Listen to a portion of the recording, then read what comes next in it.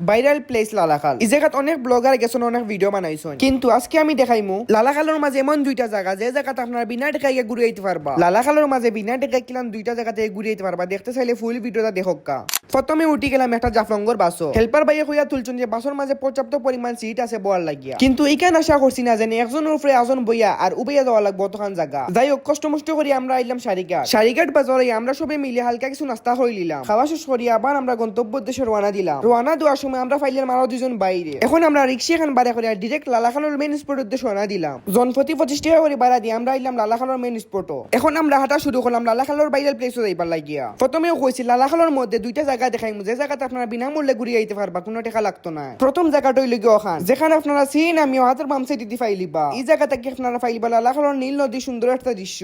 দেখাতে আসলাম নীল নদী সৌন্দর্য, হঠাৎ চাইয়া দেখি ভাই ওজন ফালমাই দিছেন পানি আর রাহিমে কইরা না ঠিক আছে। প্রকৃতির কুলে এমন শান্তি পাওয়া যায় যা ভাষায় প্রকাশ করা যায় না, শুধু অনুভব করা যায়। আপনারা প্রথম জায়গাটার লোকেশন দিলাম শ্রীতাকি নামিও বামেদি, যে জায়গাতে আপনারা বিনামূল্যে গিয়ে হাঁটিয়ে গিয়ে ভিডিও করে আইতে পারবা। বিনামূল্যে হওয়ার কারণ আছে, যে জায়গায় গিয়ে আপনি হাঁটিয়ে গিয়ে ভিডিও করে আইতে পারবা ও জায়গায় নৌকা দিয়ে লাগবো আপনার 500 কি 600 টাকা। আর এখন আমরা হাঁটি হাঁটি যাই আর ভাইরাল প্লেসও, যেখানে টিকটক ফেসবুক ইউটিউব সব জায়গায় ভাইরাল। আর আজকের ভিডিওটুকু নেক্সট পার্টও দেখাই ভাইরাল প্লেসও যাওয়ার রাস্তা।